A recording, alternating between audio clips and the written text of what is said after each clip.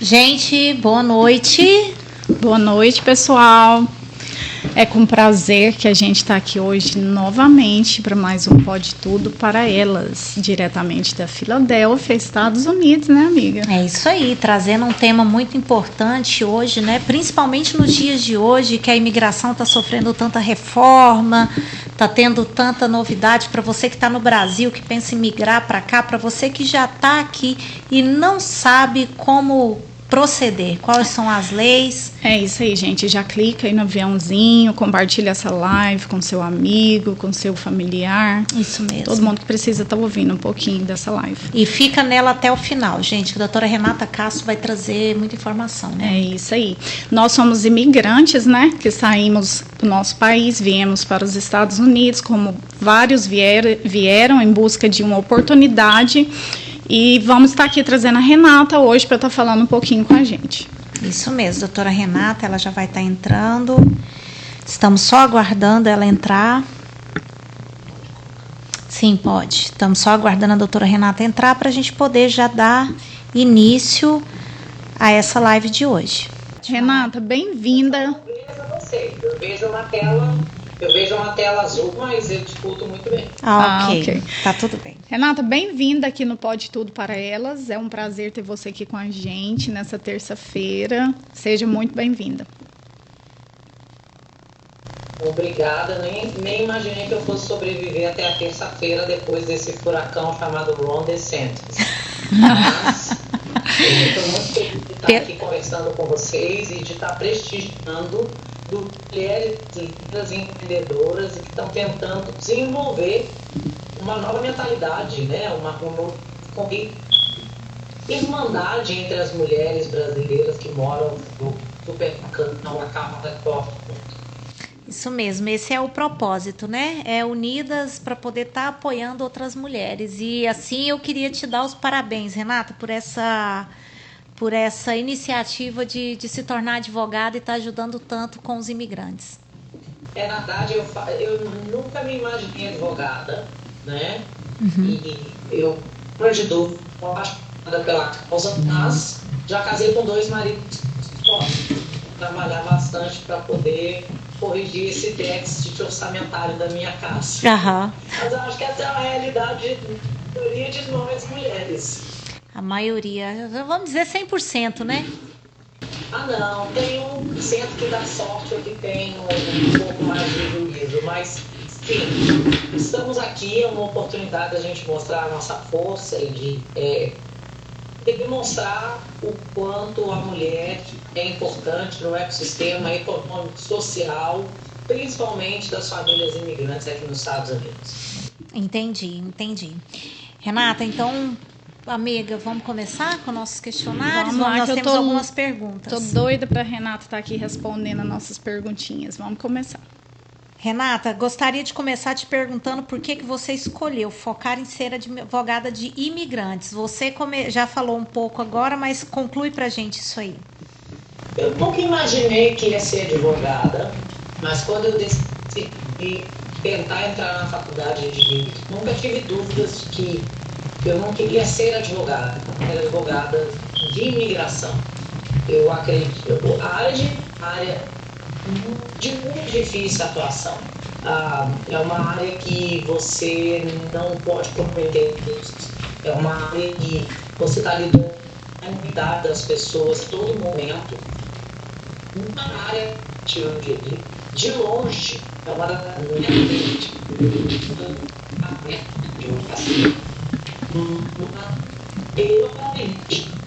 que a questão da cidade, eu acho que só não acho suficiente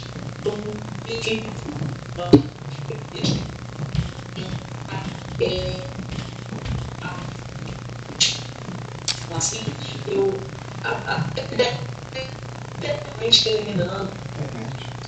terminando uma relação que precisava ser enviada hoje de um indivíduo com habilidades extraordinárias que teve um processo sem êxito com os escritórios com a gente para tentar a resolução, ao mesmo tempo que a gente está qualificando indivíduos que são vítimas de tráfico humano. Então, é um espectro muito grande de pessoas, e é isso que me migratório e que eu não acho que tem em nenhuma outra área do direito.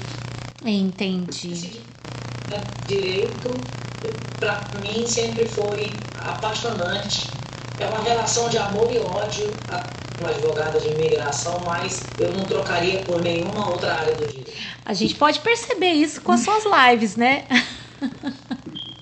Eu acho bom, assim, que você é muito direta e vai ali no ponto. Ou é 880. Eu gosto muito disso.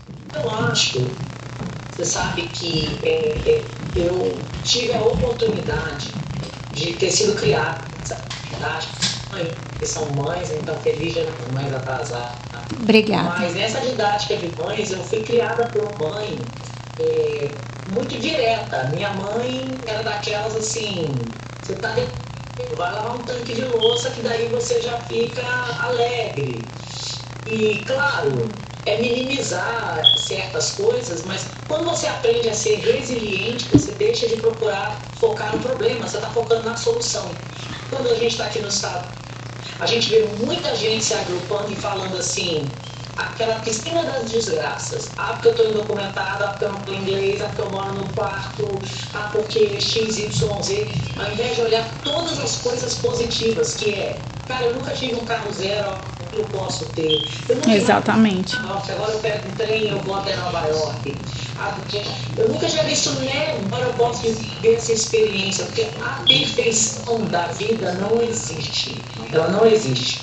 Então, eu acho que quando eu falo com as pessoas, e não é para todo mundo, e eu tenho consciência disso, acho que eu poderia tentar ser do que a minha essência para tentar as pessoas. Eu sou a única pessoa que comigo 24 horas por dia. Eu quero ser a pessoa que tem, né? Eu falo com objetividade, muito direta, não é para ser grosseira, é porque eu sinto que eu tenho uma janela de atenção das pessoas de 5 minutos. Eu quero realmente sacudir. E é falar, não, você, coitada, você tem que buscar uma alternativa para a sua realidade. Isso mesmo. Daí, uma decisão. Isso mesmo. Quantas pessoas estão procurando a gente agora numa confusão de leite de sangue, e daí não vai acontecer isso, ou não vai acontecer aquilo. Mas o meu amigo, eu sonhei e eu tive a visão. Ou seja, a pessoa, ela é viva de cárcere autoimposto. Eu posso dizer o que for para ela, que ela não vai mudar a perspectiva dela. Que coisa triste. Porque não é para que eu esteja certa, é para que ela esteja liberta e possa buscar outras possibilidades. Então, meio que para alguns funciona, e eu sempre pensei isso. De casos que eu puder ganhar, ou direto ou indiretamente. Direto é porque eu representei eles, indiretamente é porque eu tenho consciência que eu não vou ganhar todos, eu tenho consciência que eu não vou mudar todo o jogo, mas as jogadas que eu puder ganhar, eu vou fazer. Então, a vida aí para correr riscos e para realmente ter um impacto, e se eu tenho essa oportunidade, por que não? E mais uma vez eu quero te parabenizar. É isso aí, uma mulher de garra. Mais uma vez eu quero te parabenizar por isso, viu? Você tem sido inspiração, sim, para nós. Renata, muitas pessoas, né, hoje em dia têm dúvidas e medos sobre essa nova crise migratória que surgiu aí, né? O que seria ela e o que mudou nas leis sobre essa crise? Eu acho que essa crise ela é muito isolada à Flórida. Quando a gente fala de crise, é importante entender o seguinte: existe uma percepção de que há uma crise migratória porque não houve anistia. Mas a última anistia que foi aprovada foi aprovada pelo presidente Ronald Reagan, lá da época do Ronca. Já faz muito tempo que uma anistia não é aprovada. Por que eu falo isso? Houveram sim várias vitórias e a gente precisa focar nas vitórias que os imigrantes tiveram, inclusive o pessoal aqui da região de Filadélfia, Nova Jersey, Nova York, houve um aumento pequeno, mas que é uma vitória dos casos de asilo para brasileiros que foram aprovados. É um aumento muito pequeno, tá? Para mim, houve sim uma vitória muito expressiva no número de brasileiros e brasileiras que foram vítimas de crime e que receberam certificação por parte das polícias investigadoras da região, tá? E agora vão poder estar no caminho de um green card. O número de brasileiros que agora sabem que são vítimas de tráfico humano e vão poder se documentar em virtude disso. Essa é nova, né? Inclusive, a gente quer que você tá falando um pouquinho pra gente. A gente vai estar falando sobre isso hoje.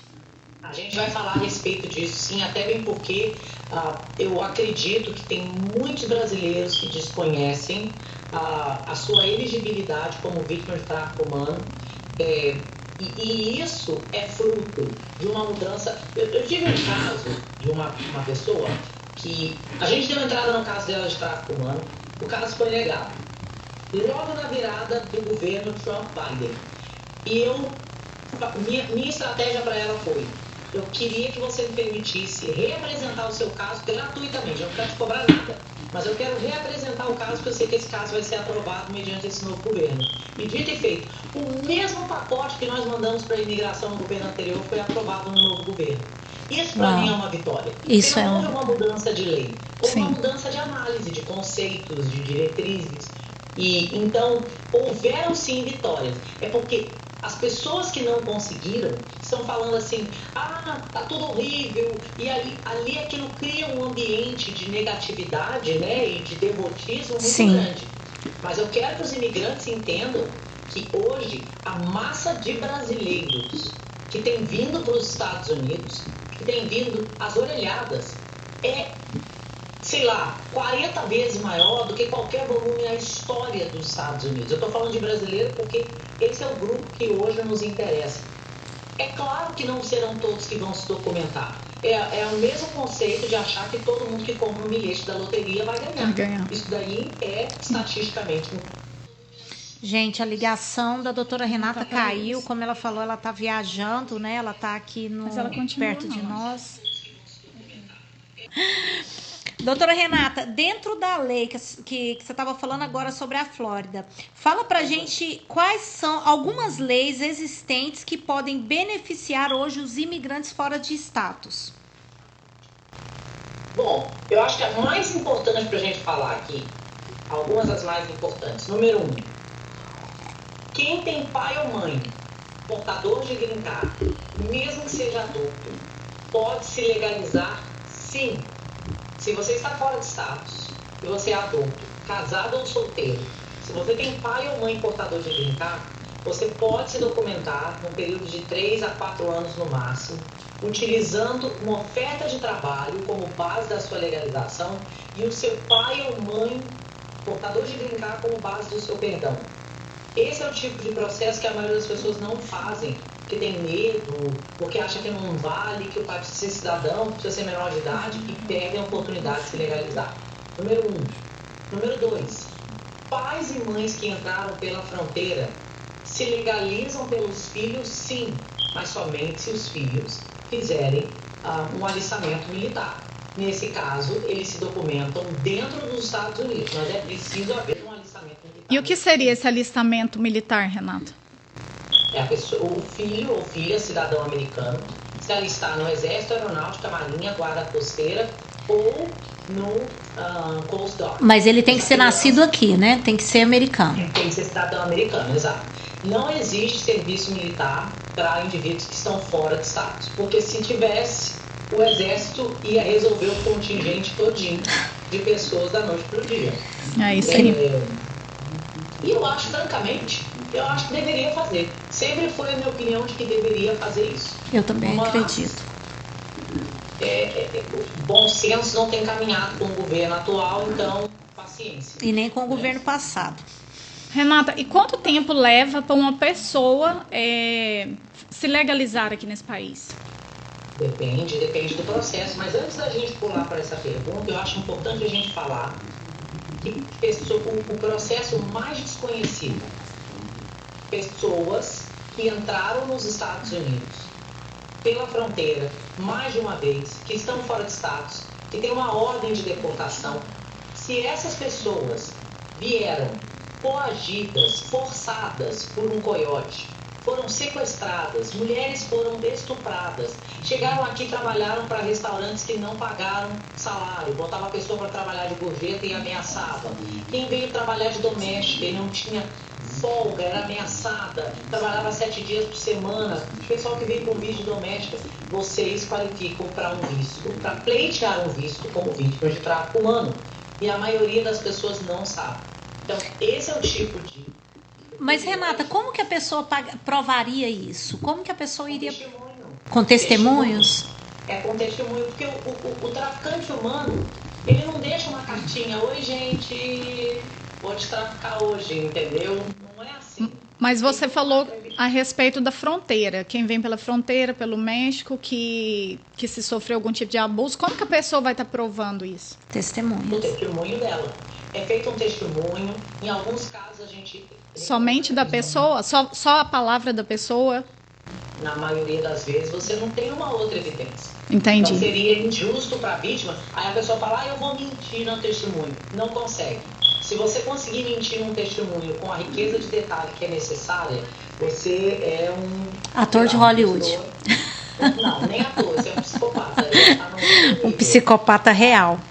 Um psicopata real. Mas eu acho que é importante a gente dizer que não é falar, eu fui abusada e pronto, acabou. Tem toda uma evidência circunstancial, na maioria das vezes, onde que o coiote se comunica com as pessoas.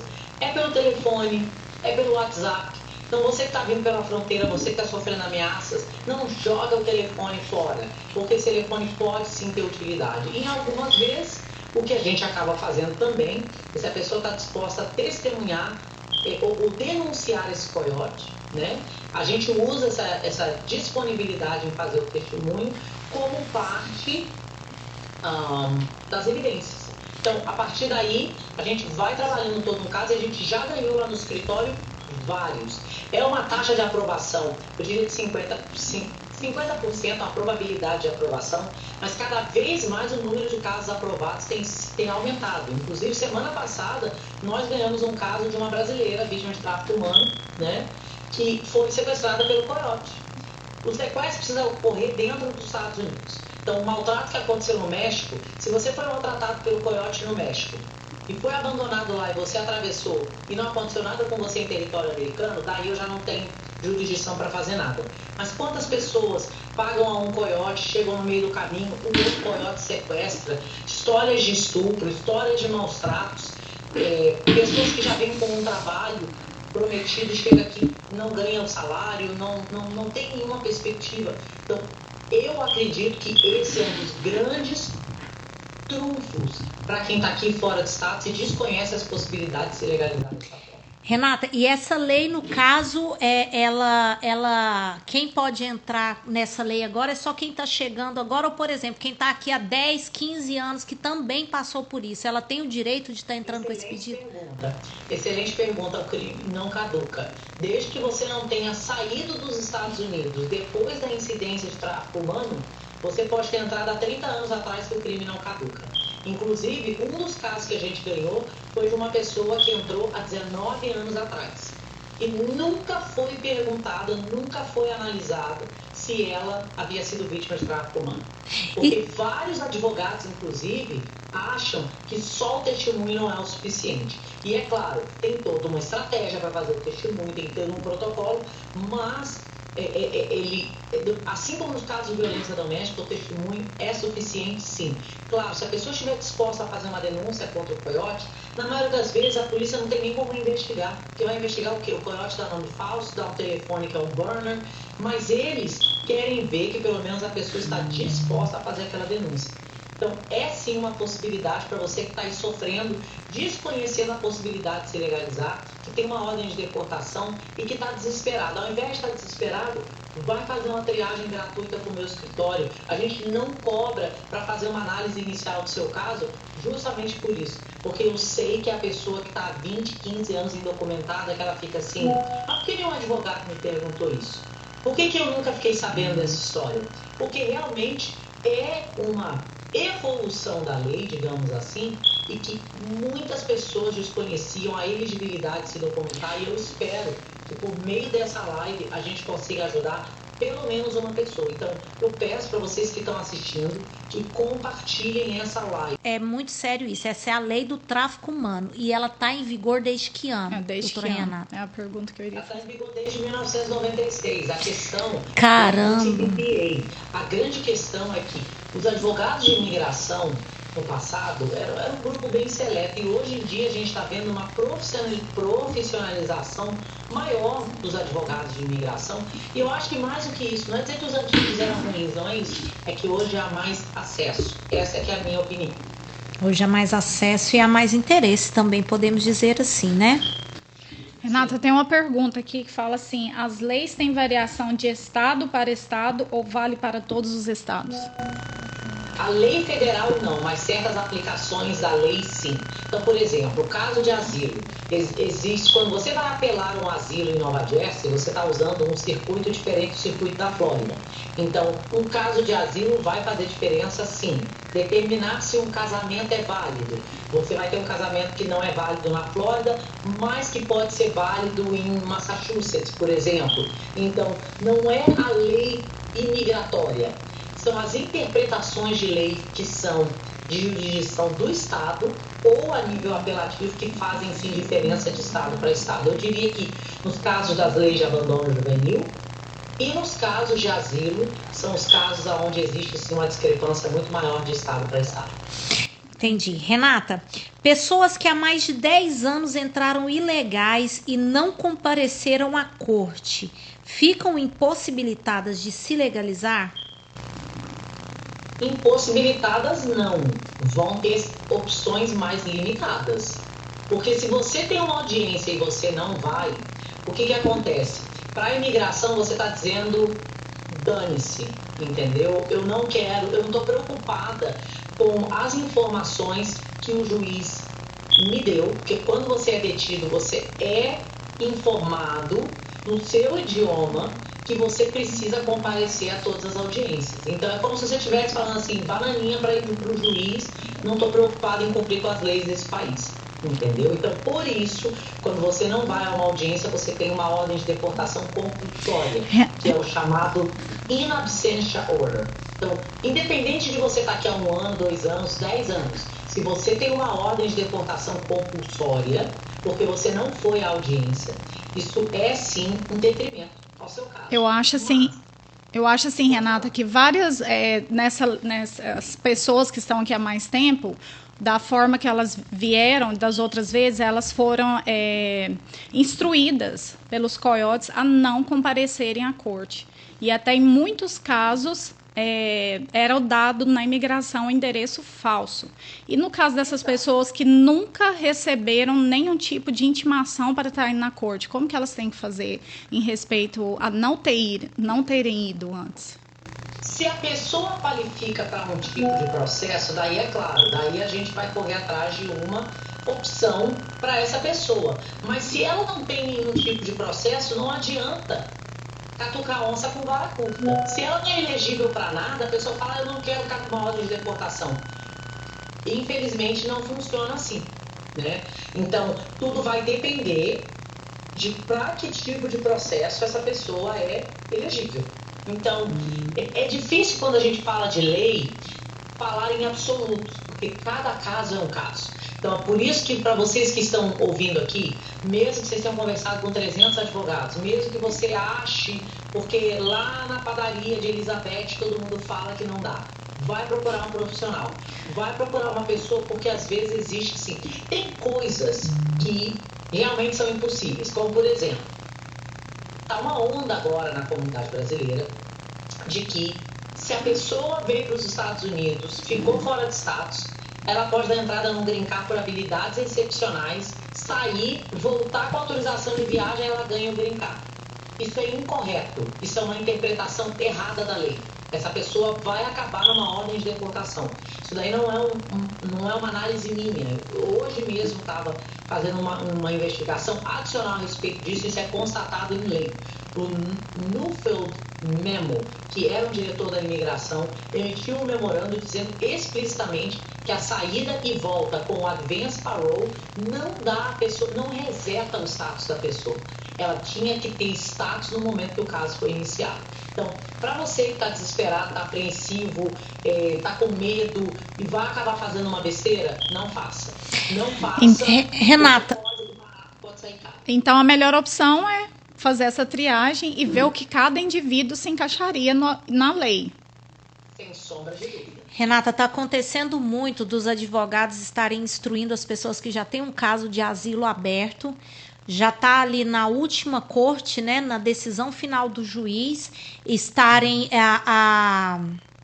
induzindo ou instruindo a pessoa a estar abandonando o caso. Com isso, ela não ganha uma carta de deportação, a imigração deixa ela viver quieta aqui no país, sem mexer com ela, só que também não dá para ela uma deportação. Isso é uma nova lei ou isso não existe? Não, na verdade eu acho que isso é uma interpretação errônea. Por que eu digo isso? Não é que se a pessoa, ela não vai abandonar o caso dela. Ela pode pedir um fechamento administrativo. Isso. É preciso fazer uma análise da possibilidade dela ganhar esse asilo. 99% dos asilos de brasileiros não vão ser ganhos. Isso é um fato. Essa história de que o agiota estava me cobrando dinheiro no Brasil, nós todos sabemos que essa história é balela. Não vai ganhar, tá? Então, eu acho que é preciso estabelecer a viabilidade do caso. Então, realmente, você não vai ter uma ordem de deportação, você vai ter um fechamento administrativo. E daí, você vai ficar nos Estados Unidos enquanto o governo permitir. Vamos supor que haja uma mudança de governo. O governo pode reabrir esses casos, né? Mas, se você leva um caso de asilo até o final e o seu caso é negado, você acaba com uma ordem de deportação. Então, entre uma ordem de deportação e um pedido de fechamento administrativo, eu acho muito mais favorável um pedido de fechamento administrativo. E isso não impede de entrar de novo com um novo caso? Depende do caso. Quando a gente fala não impede de entrar com outro caso de quê? Um caso de green card por trabalho, ela não vai receber. Mas um green card por casamento, talvez. É sempre favorável não ter a sentença final de deportação. Então, é muito melhor, mas não adianta a gente falar assim, no futuro eu não vou receber. Se você não tem como receber o green card hoje, você tem que analisar o que é menos pior para a sua situação de hoje. Porque eu vejo as pessoas falando assim, eu quero lutar o meu asilo. Eu falo, tá, mas o seu asilo nunca vai ser ganho. Não é porque eu não quero, é porque não existe asilo para quem foi extorquido pelo agiota. É preciso mostrar que você foi vítima de perseguição, não de crime, perseguição, em virtude da sua raça, religião, nacionalidade, opinião política ou por pertencer a um grupo social em particular. Então é muito específico. Imagina que os ucranianos não qualificam para asilo, a não ser que um ucraniano individualmente tenha sido perseguido. E olha que a Ucrânia está no meio de uma guerra. Então, é preciso entender os mecanismos da lei, antes de tomar decisões no supetão. Entendi. Gente, a Caroline Cecília, ela está com uma pergunta aqui. Doutora, eu e meu esposo somos seus clientes. Ele está com o I-130 pendente. Vivemos em Filadélfia e estamos com planos de nos mudar para a Flórida em agosto. Você acha que devemos esperar um pouco mais? Eu acho que isso é uma questão muito pessoal. Eu pessoalmente não acho. Pessoalmente, quando eu digo, pela questão legal, tá? Eu não acho que vai haver uma questão adicional em relação a esses problemas que o governo está querendo implementar. Eu acho que vai impactar muito mais o americano que contrata o imigrante do que o próprio imigrante. Do que o próprio imigrante. Porque os adolescentes não têm o poder de deportar ninguém. Sim, vamos deixar para a gente falar desse assunto daqui a pouquinho, que a gente tem algumas perguntas sobre isso, então. Eu tinha feito uma pergunta para você antes. Quanto tempo leva para uma pessoa se legalizar aqui no país? Acho que você respondeu, né? Vai de pessoa para pessoa. Vai de caso a caso. Sim, sim. Infelizmente, vai de caso a caso. Ter imposto em dia hoje ajuda em uma futura legalização ou não interfere? Não ajuda, mas não tem nada pior do que você pedir uma fiança para alguém que foi preso dirigindo sem carteira porque estava indo trabalhar e você ter que virar para o juiz e falar assim, seu juiz, fulano ou Joana estava indo trabalhar, é uma mulher de bem. Tá, mas cadê os impostos de Joana? Não, Joana nunca pagou imposto.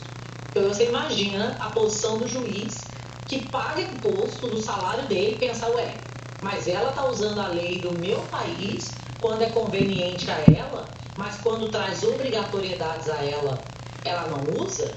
Você há de convir que isso é um mundo absurdo, né? Então, pela lógica, certo, né? O mais Pela certo lógica. é procurar um contador e começar a Acho que fazer ainda mais os cálculos de impostos. Acho que ainda mais quando a pessoa pretende ficar aqui muito tempo, né? Quando pretende viver aqui, é mais que óbvio. Eu acho que é uma questão de moral. Os nossos filhos estudam em colégios públicos, a gente utiliza a polícia. Como é que a gente sai do Brasil alegando que o Brasil é um país corrupto, que é um país violento, se a gente traz esses comportamentos de corrupção, de desrespeito à lei, no país que, querendo ou não, dá pra gente as oportunidades? Eu não tô dando uma de poliana, não, mas eu acho um absurdo a pessoa que está disposta a se utilizar dos benefícios sem cumprir com as responsabilidades. Essa sempre foi a minha posição. Com certeza. Renata, imigrantes legalizados podem documentar imigrantes que estão ilegais? Se sim, como? Empregando esses imigrantes, casando com eles. Simples. Então, empregar um imigrante que tem o imigrante que tem um negócio aqui, né? Tem uma empresa, ele pode fazer um processo de green card por trabalho para um indivíduo que está aqui com vídeo estudante, ou se a pessoa está fora de status, mas tem um pai ou mãe, cidadão americano ou portador de green card, pode ser base do perdão. Eu acho que a gente precisa desmistificar essa coisa de assim, eu tenho green card, não quero que ninguém mais tenha. Cara, isso é muito real, né, Renata? Isso acontece muito, é muito real, é a realidade, infelizmente. As pessoas acho que não pensam no próximo, né? Eu acho que existe um pensamento de se tiver para ele, não vai ter para mim. E não é assim. Mas também existe aqueles que ajudam, né? Você já deve ter pegado vários casos aí. Não pode generalizar, né? Com certeza. Não pode generalizar, sem dúvida. Quais as vantagens e desvantagens de ter um Social Security? A vantagem é que você pode estabelecer crédito e a desvantagem é que você vai... A desvantagem é que você vai pagar imposto. Eu não vejo desvantagem nenhuma em ter um social. Em ter um social. Acho que é só vantagem, né? Desde que seja obtido de forma legal. Sim, claro. Renata, como seria o novo método de triagem para pedidos de asilo nas fronteiras? Na verdade, o método de triagem vai ser um pouco mais firme, simplesmente porque o que o governo quer? O governo quer que não tenham tantas pessoas esperando pelo caso aqui dentro sem ter caso, que é o que a maioria das pessoas fazem, entendeu? Então eu acredito que eles vão forçar, de uma forma ou outra, um número maior de pessoas a ficarem detidas, tá? Esperando uma apelação, porque a pessoa faz, não aguento mais, eu preciso ir embora, eu não aguento ficar aqui, eu tô preso, e assina a carta de deportação. eu acho que eles vão quebrar o espírito da pessoa dessa forma. Renata, se existe uma triagem tão minuciosa, né? Eu passei pela fronteira, eu vim pelo asilo e existe sim uma triagem. Como que pessoas que têm crimes no Brasil conseguem passar por essa triagem e vir parar aqui? Há pouco tempo a gente teve um caso mesmo aqui na Filadélfia de um homem que ele tinha cometido um crime no Brasil e vivia aqui na comunidade com a gente como uma pessoa comum. E depois de muito tempo mesmo, a polícia chegou a prender ele, todo mundo ficou assustado com aquilo. Poxa, fulano, ele era um criminoso no Brasil e estava aqui vivendo com a gente como uma pessoa comum. Como que consegue passar por essa triagem toda? O sistema é feito por seres humanos, ele é falho. Gente, o ser humano é falho. Eu falo muito disso lá no escritório, que às vezes a gente recebe assim, fui no advogado fulano e ele é pilantra e ele não presta, e a gente fala, eu não sei se é assim, porque primeiro ele é um ser humano, primeiro de tudo. Segundo, para mim uma pessoa desonesta é uma pessoa que age intencionando causar um dano. E às vezes foi um erro, às vezes foi desconhecimento. E eu estou colocando isso no âmbito de que o agente migratório é um ser humano. Ele comete erros. Então, documentos são falsificados. Eu acho que a gente, quando fala em absolutos, a gente está fazendo um desserviço a nós mesmos, de achar que tudo é preto e branco. A lei não é preto e branco, e muita coisa existe nessa zona cinza. E é por isso, é importante as pessoas entenderem, que é por isso que os processos imigratórios são cada vez mais complexos. É por casos como esse, de pessoas que cometeram crimes e que entram pela fronteira, que vai ficar cada vez mais difícil para uma pessoa entrar nos Estados Unidos pela fronteira. E eu acho compreensível. Eu também concordo. Carolina, obrigada. Nossa intenção é justamente essa, tá? Que bom que vocês estão gostando. Vamos lá, nossa próxima pergunta. Doutora Renata, o que é o DACA? Explica para as pessoas que não entendem, né, o que é o DACA, o que mudou nela e quem tem direito. DACA é somente para jovens que entraram com menos de 16 anos antes do dia 15 de junho de 2007. Então as pessoas falam assim, hoje meu filho tem 15 anos. Se entrou depois de 15 de junho de 2007, não qualifica para o DACA.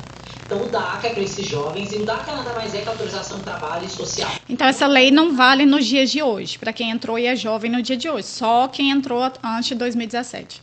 Tá. Mas uma coisa que é interessante a respeito do DACA.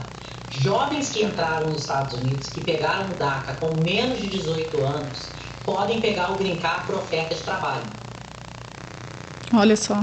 Ou seja, se você pegou o Green Card se você pegou o DACA com menos de 18 anos, você tem um empregador que pode fazer um Green Card por oferta de trabalho, você não precisa de perdão, você tem que receber o Green Card no Brasil, mas você sai com o Advance Parole, com autorização de viagem do seu DACA. Então, se você tiver qualquer problema, porque houve um problema por fraude, em algum pedido anterior, enfim, o advogado tem que pensar em tudo que pode dar errado, né? E se isso vier a acontecer, você tem sim a possibilidade de retornar para os Estados Unidos com o Advance Parole do seu DACA.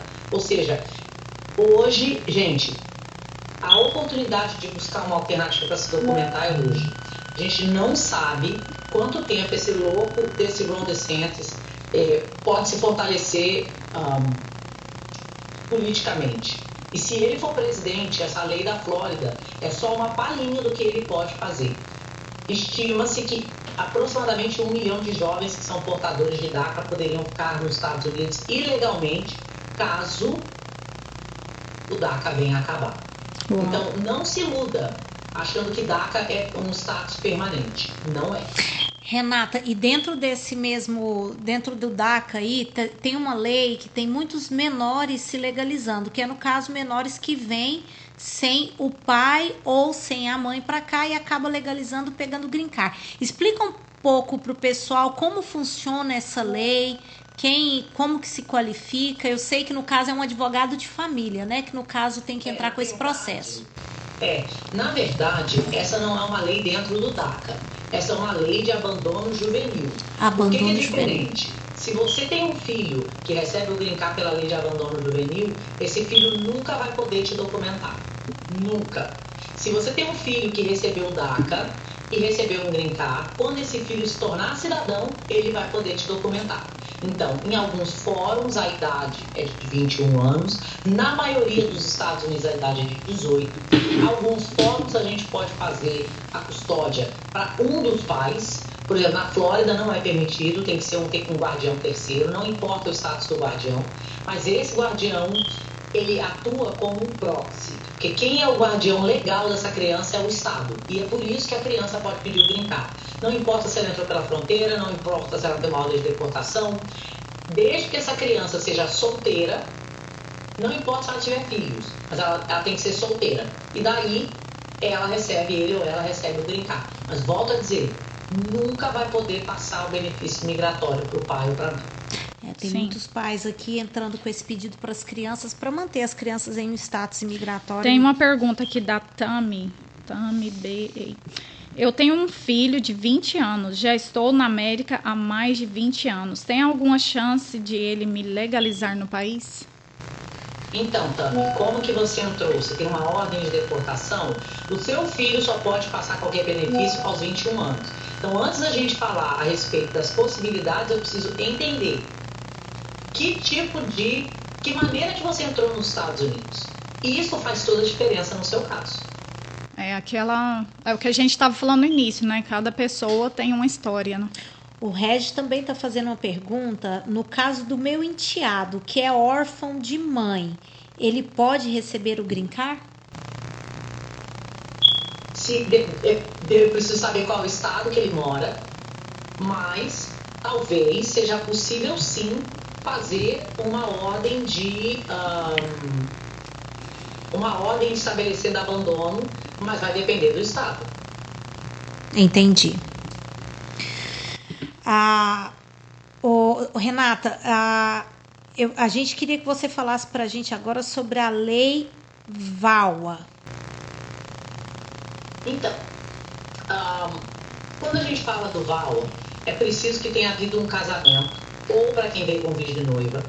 Essas pessoas que entraram nos Estados Unidos, que estão nos Estados Unidos, ou que estão fora, mas que tiveram um casamento, ou que estão divorciadas há menos de 2 anos, podem se legalizar por meio do VAWA, tendo sido vítima de violência doméstica, tanto de cônjuges, tá?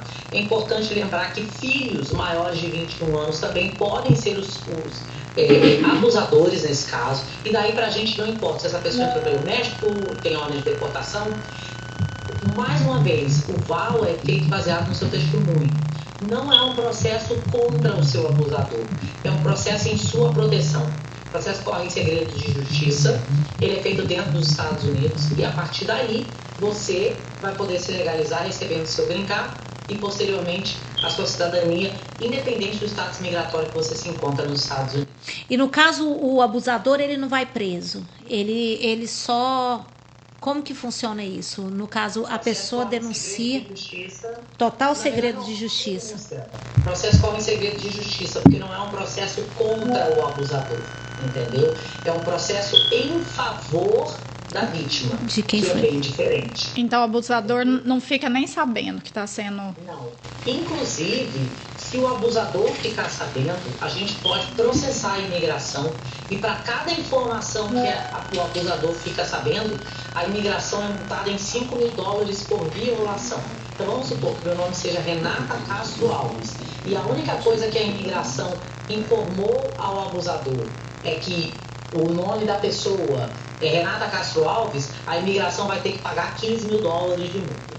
Né? Certo. Então, eles são muito sérios a respeito disso e, enfim, eu espero que mais pessoas façam o processo de violência doméstica, porque tem muita gente que qualifica e desconhece os privilégios dentro dessa categoria. Certo. O Regi falou Filadélfia. O Regi, a doutora Renata está oferecendo um processo de triagem gratuita. A gente vai estar deixando o Instagram dela aqui, você entra em contato, ela vai poder estar te fornecendo tudinho, tá bom? Marilene, obrigada, meu amor, por estar aqui com a gente. Renata, a gente tem mais uma pergunta aqui. O fim do Title 42 42. Pode causar danos econômicos nos estados considerados santuários? Eu acho que o fim do Title 42 ele não vai causar danos nos estados santuários, até mesmo porque Title 42 não é uma lei migratória, ela é uma lei de cunho sanitário, de proteção aos Estados Unidos. Para vocês terem uma ideia, a primeira vez que o Title 42 foi utilizado foi em 1929 para evitar que navios que estavam vindo do Vietnã viessem com pessoas com meningite para os Estados Unidos. E as pessoas estão construindo essa lei como uma lei migratória, ela não é. Cidade santuário, hoje nos Estados Unidos, é cidade santuário por um motivo. Eles precisam das pessoas trabalhando. É simples assim. Imigrante que está vindo fora dos Estados, ele não está morando em shelter. O imigrante não quer morar em shelter.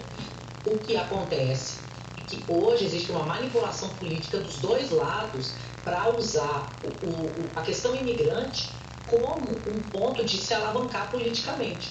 Eu acho que, pelo contrário, os estados santuários, se eles tiverem estratégia, eles vão usar essa atratividade desses estados para atrair mão de obra que eles precisam. Imagina que mais de 38 bilhões de dólares, já foram contribuídos para o Social Security americano por imigrantes indocumentados que nunca vão receber um benefício de aposentadoria. Esse dinheiro fica para os cofres públicos e nunca vai poder ser resgatado. Você não vai dizer para mim que 38 bilhões de dólares é um custo negligível.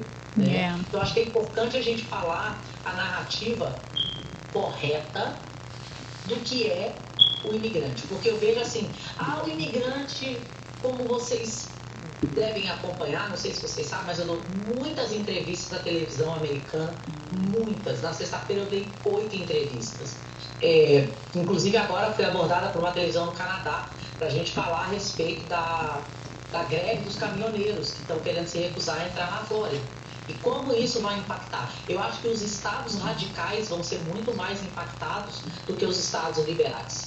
Vai ser um grande prejuízo aí, né? Sem dúvida. Como está a real situação da Flórida nesse momento, Renata? Explica pra gente um pouco, por isso que a gente pediu para você esperar um pouquinho, que seria mais uma das últimas perguntas, porque a gente quer englobar tudo aquilo ali, o que está acontecendo, o que é mito, o que é verdade, o que o pessoal está exagerando. Aqui eu já ouvi falar até que ninguém pode ser atendido nos hospitais, porque vai estar chamando a imigração, ninguém vai poder viajar, ninguém vai poder andar de carro. E aí? Gente, vamos lá, desgraça vende, né? Então eu acho que tem muita gente. Vocês lembram daquela novela em o cara era blogueira e falava muitos cliques. Eu lembro dessa novela, eu lembro. Lembra dessa novela? Eu me sinto revendo essa novela. Eu tô vendo os influencers, né? Tudo assim, muitos cliques, e tá deportando. Eu já vi vídeo de van, eu já vi deportando, já vi vídeo de gente vendendo criança. Não tem nada disso acontecendo no estado da Flórida. Nada. Agora, vamos falar do que pode acontecer. O hospital vai se recusar a atender você? O hospital pode solicitar, dependendo da circunstância, uma evidência de pagamento. É importante que o que Ron DeSantis está solicitando, ele não está pedindo a proibição, ele está pedindo uma contabilidade dos imigrantes que entram em hospitais públicos, que recebem dinheiro do governo, tá? E que estão utilizando qualquer tipo de benefício público. Ron DeSantis, olha, no estado da Flórida não existe nem acesso a plano de saúde. Ron DeSantis está querendo pagar plano de saúde nem para a gente que é americano, ele não quer pagar plano de saúde para ninguém. Então, isso daí é uma questão muito mais orçamentária do que imigratória.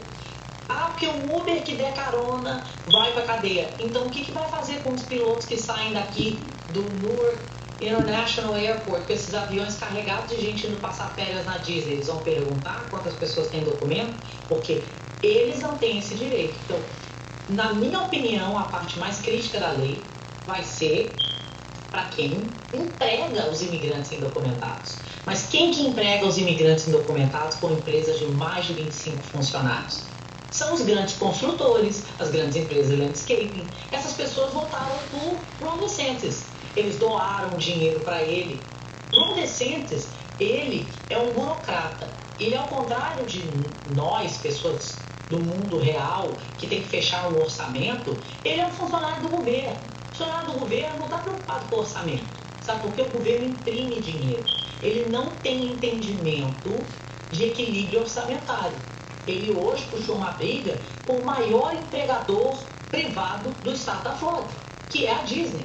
Yeah. Então, eu acho que é uma questão de bom senso. Eu nunca posso alegar, como advogada, que é esperado para um americano, um político americano, principalmente um advogado, argumentar em favor de bordas de fronteira aberta. Todo mundo vai se documentar. É claro, a gente como ser humano quer essa vitória para o próximo. Mas eu tenho consciência de que não vai acontecer. Mas esses radicalismos, essa coisa de dar tiro no pé, eu falo que Ron DeSantis é aquele cara que, quando a gente estava brincando na época de infância, ele chegava com a bola e ele falava assim, gente, vamos brincar, vamos brincar. Aí as pessoas falavam, vamos brincar de quê? Aí ele não falava, vamos brincar do que vocês quiserem. Aí todo mundo falava, eu quero brincar de vôlei. Aí ele falava, não, eu quero brincar de queimado, botava a bola embaixo do braço e ele ia embora. Ele era do contra, né? Ele não tem o poder de diplomacia. E isso não é ruim para o imigrante. O estado da Flórida vive de construção, indústria hoteleira, indústria do turismo, indústria da saúde e agricultura. É tudo imigrante. É um estado movido por imigrantes, né? Movido pelo imigrante. Né? Nem faz nem muito sentido. Mas voltando aí um pouquinho a respeito sobre você ter falado das companhias aéreas. A partir de julho, não é isso? A lei vai começar a entrar em vigor no estado da Flórida. 1º de julho. Você acha que pode ser uma possível chance das companhias aéreas estar solicitando o green card para viagem? Eu não vejo como, eles não têm esse poder. Não é a companhia aérea. Por exemplo, no Brasil, quando uma companhia aérea pede o seu status imigratório antes do seu embarque, é porque existe um pré-veto. E por que existe um pré-veto? Porque se você entrar nos Estados Unidos sem a documentação adequada e você tiver que voltar para o Brasil, aquela companhia aérea é multada em $10 mil por pessoa. Eles não querem, a sua passagem custou $1.000. Eles não querem esse problema. Mas é uma situação de fronteiras internacionais. Entendeu? Entendi. Agora, quando a gente fala dentro dos Estados Unidos, a companhia aérea não tem o poder de requisitar o seu status imigratório. Gente, caiu de novo a live, a conexão da doutora Renata. Renata, desculpa por ter caído novamente. De volta, novamente. Vamos lá. Então, eu estava explicando quando a gente conversou, né? Estava conversando antes dessas dificuldades técnicas, que, na minha opinião, essa lei vai ser derrubada na Suprema Corte, mas ela mostra o que vem por aí. Sim, é só uma pequena amostra. Gente, você que é brasileiro, que tem a oportunidade de votar, por favor, passa longe desse moço. Ele não tem Deus no coração. E você que tem a oportunidade também de estar buscando uma lei aí que você possa vir se encaixar, aproveite a oportunidade agora, né, doutora Renata? Procura a doutora Renata, faz uma triagem gratuita a respeito, porque tem muita gente aí que pode estar legalizando e não está sabendo, né? E, doutora Renata, agora para a gente finalizar tudo isso, a gente queria que, para quem está no Brasil e tem o interesse de vir aqui para os Estados Unidos, está vivendo o sonho americano, qual que é a dica que você daria, qual que é o conselho de uma pessoa extremamente experiente nessa área para poder estar vindo e como? Dá um recado para o pessoal do Brasil. Acho que número 1 é venha preparado para ralar mais do que o ladrão. Não venha com essa ideia. Não dá em árvore aqui o nome. Não dá em árvore, isso mesmo. Não venha com essa ideia de que você vai ficar fazendo boca de bico de pato lá em Orlando, tirando selfie e flutuando na vida, porque 99% das pessoas não estão vivendo essa realidade. Não é que eu não quero isso para você, porque eu vejo muitas pessoas falando assim, eu não tinha ideia de como era difícil. Não é que é difícil, é que é um processo. Você tá se readaptando num novo país, está adaptando com o idioma. Quem sobrevive nos Estados Unidos tem que ter resiliência e tem que ser forte, número 1. Segundo, existe um motivo pelo qual um advogado estudou 9 anos. Um paralegal não substitui um advogado. O trabalho do advogado não é preencher formulário. O trabalho do advogado é desenvolver estratégia legal. O Vou dar um exemplo para vocês. Eu estava trabalhando na apelação de um caso que foi negado, a imigração falou que a pessoa tinha ficado fora de status, e daí, analisando as datas, no dia que a imigração alegou que o caso da pessoa havia sido rejeitado por estar incompleto, dia 1º de dezembro de 2020, 7 dias antes havia sido emitida uma ordem judicial falando que o formulário que a imigração estava requisitando não era necessário no país todo. Então aquilo ali foi um erro deles, da imigração. E isso se desenvolveu numa argumentação de 12 páginas. Caramba. Ou seja, não é o formulário, é realmente a argumentação legal. Venha preparado para abrir mão dos seus preconceitos. Não é vergonha ter trabalho braçal, porque as pessoas falam que trabalho braçal. Cara, o que adianta estar trabalhando gravatinha e ganhando miséria? Não adianta. Ou você muda a sua cabeça e não é, porque eu estou humilhado. Eu atendi uma pessoa no sábado que eu achei fantástica a perspectiva que ele me falou. Ele veio do Brasil para cá e por questões que eu não vou abrir, e ele falou que um homem, tá? Apareceu uma oportunidade de ele ganhar um dinheiro limpando uma casa e ele foi. E daí ele tava com um aspirador, porque todo mundo que é café com leite começa no aspirador. Começa. Né? E aí ele falou, nossa, eu virei a fulana, minha empregada. Não acredito que eu tô fazendo isso. Ele falou, por um momento ele parou e falou, não, a fulana seria uma sortuda se ela estivesse aqui fazendo isso, tendo essas experiências, né? E dali o shift começa a mudar. Exatamente. Então, eu limpei muito vaso. Não tenho a menor vergonha de falar. Limpei vaso, trabalhei em construção, trabalhei em Dunkin' Donuts, trabalhei em loja, eu trabalhei de tudo que pintasse aqui, eu trabalhei. E tenho muito orgulho disso. Isso me fez uma profissional, me fez uma empresária muito mais completa para lidar com as adversidades. Porque ser advogado não é viver no mundo de José Maia tomando um copo de uísque e atendendo só um cliente. A coisa é punk, a coisa é intensa. E se você quer sucesso profissional, financeiro, no relacionamento, você tem que se dedicar sim, você tem que trabalhar, você tem que...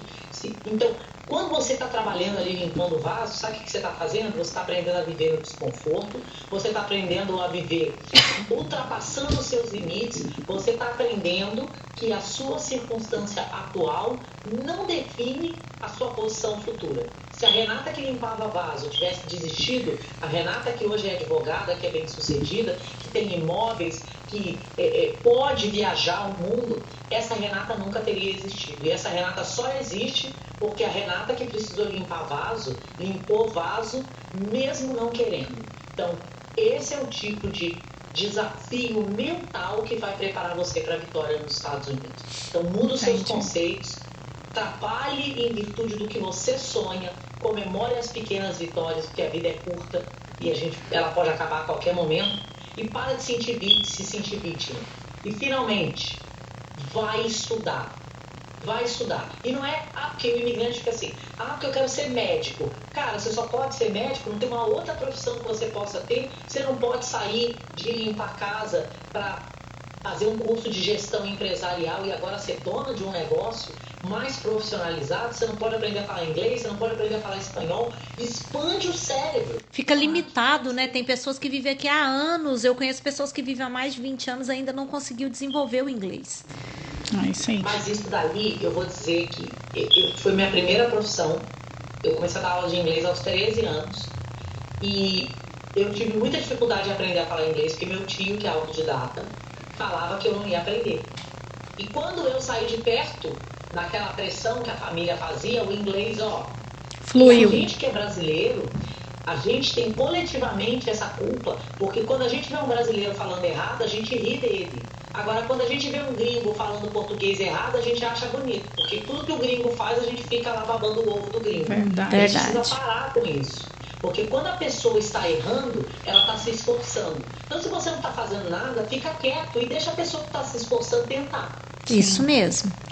Então, para as pessoas que estão no Brasil, né, venham preparados, de mente aberta, né? O que possa vir a acontecer aqui, porque não é fácil, gente. Como diz a Renata, aqui a gente que é imigrante, vem pra cá pra fazer o que tem que ser feito. O que o americano quer fazer, a gente tem que fazer, né, Renata? Mas é mais do que só o que o americano não quer fazer, é o que precisa ser feito. Eu não sei vocês, eu não consigo ficar feliz sem dinheiro. Se minhas contas não estão pagas, eu não consigo ficar feliz, não consigo ficar vendo televisão, comendo bombom, não é pra mim. Se você falar pra mim, você tá sem dinheiro? Tô. Você precisa de $10, você tem uma casa pra você limpar por $10. Eu prefiro limpar a casa por $10 do que ficar dentro de casa, porque eu vou pegar aqueles $10 e vou fazer aquilo virar mais. E mais, e mais, e mais. É deixar de ser vítima. É isso aí. Eu confesso que a hora que eu me aposentar, eu quero falar a respeito disso. Quais são as características do imigrante que vence versus o imigrante que não vence. E vou dizer para vocês, os imigrantes que não têm documento vencem muito mais do que os que não têm. É impressionante. É impressionante e a gente sabe disso. São os que mais valorizam aqueles que são indocumentados. Mais dão valor a essa terra, ao trabalho. São os que têm já essa dificuldade toda. Então é isso aí, gente. Para as pessoas que fizeram perguntas aqui, a gente não conseguiu responder. Mais uma vez, a doutora Renata está oferecendo aí a triagem gratuita, né, doutora Renata? Entre em contato com o escritório dela. Vocês não vão falar direto com a doutora Renata, né, doutora? Já vou deixar isso claro. Importante, porque senão eu ia passar o dia inteiro no telefone. Eu já falei que eu vou abrir uma central, fala que eu discuto. É isso aí. E é óbvio, a gente tenta, mas eu preciso pagar o salário. Mas o pessoal lá é todo, né, instruído por você e as respostas vão ser como se fossem suas, verdade? Na verdade, as respostas vêm de mim. No final do dia, a minha equipe de triagem discute comigo, a gente já tem um checklist de casos que a gente cuida, porque se não é dentro da minha alçada, eu não quero nem perder o tempo da pessoa. Mas imagina, eu estou dispondo de uma equipe de funcionários treinados operando sobre a minha batuta gratuitamente. É isso aí, gente. Eu estou fazendo um investimento na possibilidade de você se documentar. E hoje mesmo uma funcionária minha falou, nossa, uma mulher ligou aqui, eu fiquei 2 horas no telefone com ela e ela virou e falou assim, muito obrigada pelas informações, mas eu não vou te contratar não, eu vou tentar fazer sozinha. Falei, deixa, eu não estou preocupada com isso, porque para cada um desses que vem e que tenta fazer sozinho, tomara que ela seja aprovada, estou torcendo por ela, mas se ela não conseguir, a gente está lá. O que a gente quer é que todo mundo que precisa ser representado, que a gente possa estar lá. Então, uma coisa que é importante, eu tenho 2 escritórios na Flórida, um em Orlando e um em Coral Springs. Eu atendo causas nos Estados Unidos todo e a gente vai abrir mais escritórios. O meu objetivo é realmente ter escritórios com representação e com atuação em toda a costa, né, East dos Estados Unidos. Então, Filadélfia, Maryland, Massachusetts, que é onde estão os brasileiros. Nosso objetivo é realmente ser o maior escritório de advocacia migratória de brasileiros nos Estados Unidos. E será, se Deus quiser. Esse é o recorde que eu quero levar. Eu quero ser a advogada que mais ganhou green card para brasileiros e eu sei que a gente faz um trabalho incrível. Porque eu sei que a gente muda vidas. Cada vez que a gente recebe um testemunho, a gente sabe do impacto do que a gente está fazendo. E para mim, isso aí. Quero dizer que é um privilégio poder estar aqui conversando com o público de vocês, participando da história de vocês, do sonho de vocês, porque isso é que faz. Quando eu li o moral, né, de vocês, que nunca somos competição, sempre trabalhando em união, eu quero deixar algo para as mulheres que estão assistindo aqui. Você já viu algum homem julgar a forma que outro homem cria o filho dele? Não. Não. Agora, você já viu uma mulher julgar a forma que outra mulher cria o filho dela? Sempre. O tempo todo. Porque existe uma memória genética que, desde a época que a gente vivia lá numa sociedade agrícola, o valor da mulher era derivado de ter filhos. Só que isso acaba. O homem pode ter filhos até o dia de morrer. A mulher não. A mulher tem uma vida, não gestacional, mas reprodutiva limitada. Então, uma mulher foi condicionada a ver a outra mulher como o quê? Como competição. A gente não vive mais do fruto do ventre, a gente vive do fruto do cérebro. Se a gente mudar esse conceito entre eu, você e vocês duas, nós 3 vamos impactar cada uma mais 10 pessoas, mais 10 mulheres. E não é falar assim, eu quero que você vença porque você é mulher, eu quero que você vença porque você é profissional, eu quero que você vença porque você é competente, eu não quero que você tenha uma deficiência por ser mulher, o que é muito diferente. Então, o meu orgulho, o meu reconhecimento, a minha gratidão de poder estar compartilhando da história de tantas mulheres, tantos homens que apoiam mulheres, de tantos brasileiros e brasileiras aqui nos Estados Unidos. Nossa, merece uma salva de palmas. Obrigada, Renata. Obrigada, Renata, pela sua presença aqui com a gente Muito hoje. obrigada. Nós que te agradecemos por estar dispondo desse tempo, por ter confiado no nosso projeto esse que está agora no começo, mas que a gente vai crescendo, levando essas informações e levando um pouco de entretenimento para essas mulheres aqui e no Brasil também, porque a gente tem seguidoras tão fofas no Brasil que está aqui junto com a gente sempre. A live vai ficar salva, o @ da doutora Renata vai ficar lá, você que tem interesse, procura lá. E é isso, gente, vamos assistir a live, vamos ver o que você tem, o que você não tem, o que você pode, o que você não pode. Você que é imigrante tem seu direito, sim, tem a sua voz aqui, sim, nos Estados Unidos. Renata, um abraço. Obrigada, Renata, Deus. mais uma vez. Gente, obrigada Tchau, por tchau. todas que acompanharam a gente até aqui. E é isso aí. E compartilha essa live para quem você sabe que precisa desse assunto, que precisa dessas informações. Boa noite para vocês, gente. Boa noite, Até gente. a próxima semana. Tchau, Boa tchau. noite, Renata. Boa noite, Renata. Boa noite, amiga. Boa noite, amiga. Tchau, tchau.